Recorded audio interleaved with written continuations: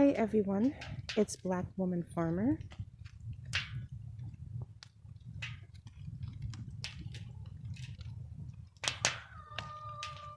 Today we're going to be creating free potash. In light of what has been going on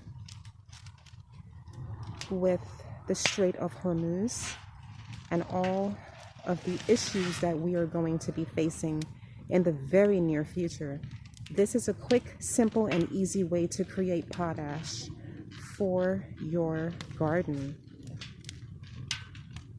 Potash is nothing more than the leftover particulate when you burn wood particles.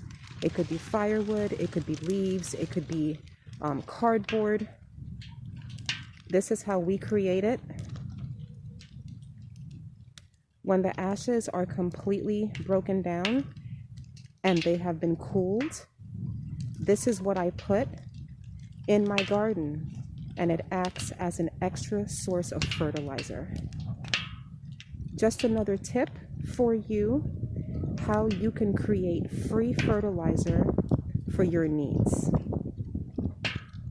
Thanks for watching. I'll see you in the next one.